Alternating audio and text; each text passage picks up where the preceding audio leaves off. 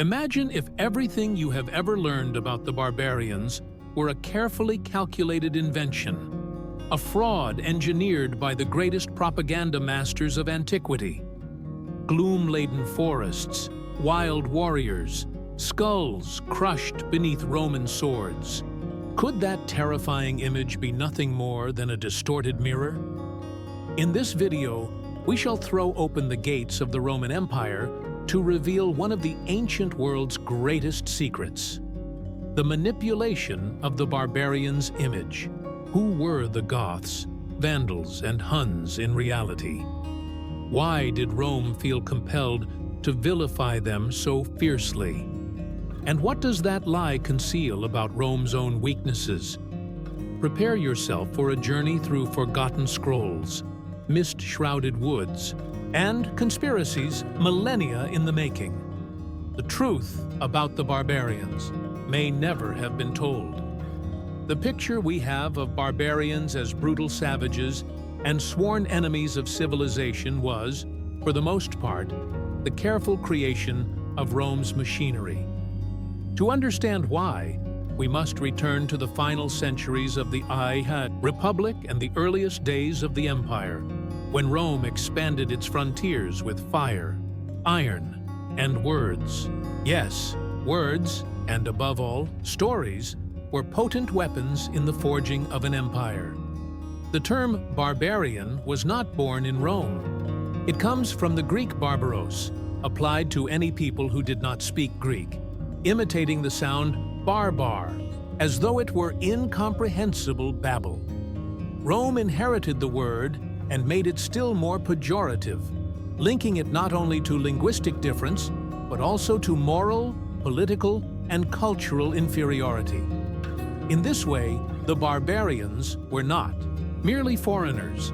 They were, by nature, uncivilized, chaotic, and dangerous. This construct proved exceedingly useful.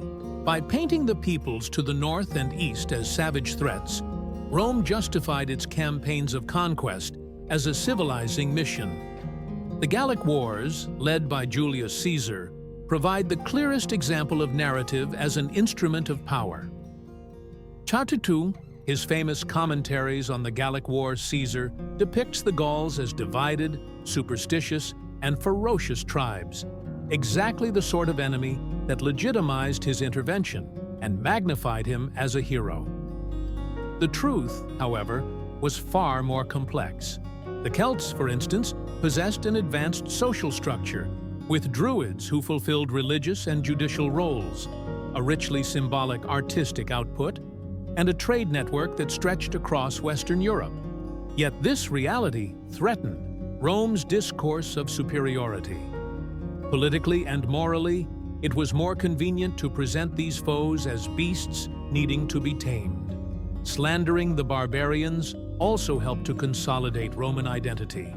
Within the empire's walls, the dividing line between civilized and barbarian determined who deserved citizenship, who might wield power, and who must be kept at the margins. Fear of the barbarian was often used as a scarecrow to unite Rome's social classes around a common enemy, a political strategy that echoes to this day. But Rome did more than lie. It silenced. Few written records survive from the peoples, labeled barbarian. This does not mean they lacked a written culture, but rather that their texts were destroyed or ignored. Victors, as we know, write history. And Rome ensured that the voices of the defeated were stifled beneath the weight of its libraries and its legions. Even in moments of alliance or peaceful coexistence, Rome insisted on the narrative of superiority. Peoples such as the Goths and Vandals served in Roman armies, took part in political life, and even converted to Christianity before many Romans did. Yet, whenever these groups rebelled or simply sought land within the empire, they were once more portrayed as monsters, existential threats to Roman order. So effective was the manipulation that for centuries the word barbarian retained its aura of savagery. Yet behind it lurked an awkward truth for Rome. The barbarians were not chaos coming from without. They were, more often, a reflection of the empire itself in crisis. Once we shed Rome's lenses, what we discover about the peoples labeled barbarian is profoundly different from the caricature of savagery we were sold. Behind animal pelts, spears, and war cries stood complex societies with codes of honor, deep spiritual traditions, and political systems that, in many respects, anticipated values we now hold dear, such as collective participation and the freedom of clans. The Visigoths, for example, were a Germanic people who established a powerful kingdom in the Iberian Peninsula after the fall of the Western Roman Empire. Their legislation, known as the Visigothic Code, blended Germanic customs with Roman law and, centuries later, influenced the legal foundations of several European nations. Far from being mere raiders, the Visigoths built cities, promoted Arian Christianity before Roman Orthodoxy, and maintained an active diplomatic network. And what of the Vandals? Their very name became synonymous with wanton destruction, one of the most enduring legacies of Roman propaganda. Yet archaeological records and alternative sources reveal a people who founded a stable kingdom in North Africa, centered on Carthage, with a navy that rivaled Rome's. Their supposed sack of Rome in 455 was ordered by King Genseric under strict rules against violence. A far cry from the total devastation the word vandalism suggests. The Celts are a story unto themselves. Spread across much of Western Europe, they formed a network of tribes with a strong sense of identity and culture. Their astronomical knowledge, precise calendar, flowing spiral art, and, above all, a worldview entwined with nature point to a spiritual and sophisticated society. Their druids were keepers of wisdom, masters of orality, and pivotal figures in political decisions. The very concept of tribal democracy, based on clan influence and respect for the wise, challenges the image of primitive chaos that Rome so eagerly disseminated. The Alemanni, Ostrogoths, Suebi, Saxons, Franks, each of these peoples had its own traditions and histories of resistance to or coexistence with Rome. Many adopted Roman practices, such as Latin and Christianity, without losing their roots. Pressed by Hun migrations or imperial oppression, they sought refuge inside Roman borders, not only as invaders, but as peoples searching for land to farm and protect. And then we come to the Huns, the most feared of all. Rome presented them as incarnations of evil, scarcely more than creatures from hell. Attila, the scourge of God, became a symbol of total destruction. Yet the Huns were a nomadic confederation of Asian origin, with a sophisticated horse war culture, diplomatic, ties to several empires, and a command structure based on loyalty and family bonds. Attila negotiated treaties, arranged political marriages, and was even recognized as an ally by parts of Rome at certain moments. His demonic portrait served only to mask the empire's military failures. More than external enemies, the barbarians were an engine of transformation. Contact with Rome led them to absorb aspects of Roman culture and to reshape it. The notion that the barbarians destroyed civilization is fallacious. They were, in fact, catalysts of a new order. Without them, the transition from the ancient world to the Middle Ages would have been very different, perhaps even impossible. Rome, in its decadence, was not overthrown by savage barbarians. It was corroded from within, and the so-called barbarians, rather than executioners, became heirs and rebuilders of what remained. The death of the Western Roman Empire did not silence its voice. On the contrary, its narrative persisted, a whisper among the ruins. And perhaps one of Rome's most powerful legacies was its talent for storytelling. Tales that survived not because they were true, but because they were written by those who held the power to decide what counted as civilization. With Christianity's rise as the empire's official religion, the image of the barbarians was woven into emerging medieval thought. Copyist monks preserved Roman texts, Tacitus, Ammianus, Marcellinus, and Julius Caesar himself, carrying forward disparaging views of Germanic, Celtic, and Hunnic peoples. Thus, even after Rome's collapse, its version of events lived on, now blessed by the cross. In the medieval Christian imagination, barbarians came to be linked with heresy, disorder, and a constant threat to divine order. Ironically, many of these peoples had already embraced Christianity, albeit in forms deemed heterodox, such as Arianism. That made them still more menacing in the eyes of Roman Byzantine orthodoxy. The idea of the barbarian was no longer merely political. It became theological, a spiritual foe to be converted or destroyed. The Crusades, which erupted centuries later, recycled Rome's old discourse. The others were barbarians for not sharing Western Christian faith and culture.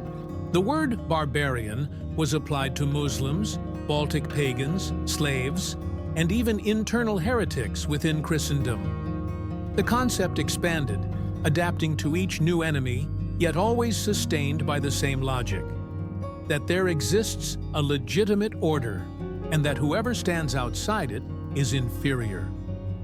During the Renaissance, as Europe rediscovered Greco-Roman classics, the image of the barbarians returned with vigor. The revival of Roman literature renewed ancient prejudices.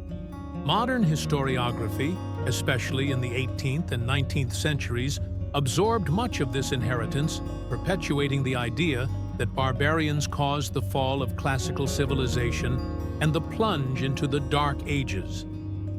That very term, still misused today, springs directly from this skewed reading. This vision took root in school textbooks, nationalist European rhetoric, and, later, mass media. Films, series, historical novels, and video games have continued to portray barbarians as blood-spattered brutes dressed in leather, forever opposed to order and rationality. Rarely do we see depictions of their art, diplomacy, intricate alliances, or their role in bridging two worlds. In losing this, we forfeited a precious opportunity to understand the past in greater nuance. The barbarians were not civilizations, enemies. They were architects of a new world. They mingled with Romans, Christians, and Mediterraneans. They founded kingdoms that would evolve into modern nations. They introduced fresh perspectives on justice, freedom, honor, and humankind's relationship with the land. They were as much soldiers as philosophers, as much destroyers as builders. And perhaps that is why Rome lied. Because to acknowledge the humanity of the barbarians would be to acknowledge Rome's own flaws, to admit that the empire's fall was provoked not only from without, but, above all, by internal corruption, arrogance, and inequality. Rome needed a mirror that diverted attention from its cracks, and the barbarians filled that role to perfection. Yet history, like the barbarians themselves, cannot be imprisoned by eternal walls. And today, at last, we begin to hear the voices Rome sought to silence. Behind the smoke of battles and war cries, immortalized in Roman records, lay another story. One of encounters, exchanges, and manipulations. The peoples whom the empire called barbarian were not merely the scourge of the ancient world. They were neighbors, allies, heirs, and, above all, witnesses to a Rome that, to preserve its glory, had to invent monsters. Here we have explored how that lie was forged, from the biased accounts of Roman generals and senators to the continuation of their viewpoint through medieval Christendom, the Renaissance, and modern historiography. We have seen how peoples such as the Visigoths, Vandals, Celts, and Huns possessed rich cultures, complex social structures and fundamental contributions to the birth of medieval Europe. We have dismantled the myth of the barbarian as a symbol of chaos and understood how this construct served to mask Rome's internal frailties. Today, when we hear the word barbarian, the old Roman prejudice may still echo within us. But on closer inspection, we realize that the true barbarians may have been those who, clad in toga and brandishing the gladius, wielded falsehood as a tool of domination. History is made not only of dates and victories, but of narratives that shape our outlook. Unraveling those narratives is a form of resistance and of reconnection with truths that challenge centuries of silence. If this journey has opened your eyes to a new vision of antiquity, share below. Which barbarian people surprised you most? And which other stories do you believe still lie hidden beneath the rubble of time? Like, share, and subscribe to the channel for more deep voyages into hidden history. Until the next journey.